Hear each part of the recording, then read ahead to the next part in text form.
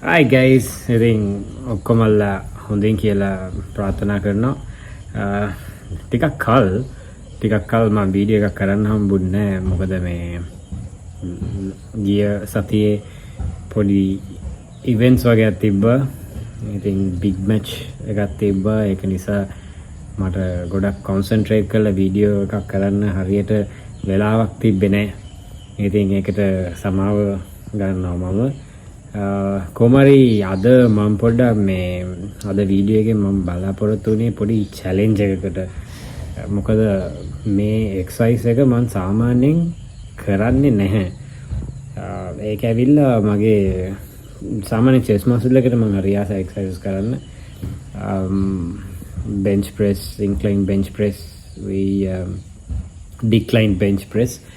හැබැයි ඩික්ලයින් bench press එක මම එච්චර වැඩි එහෙම කරන්නේ නැහැ.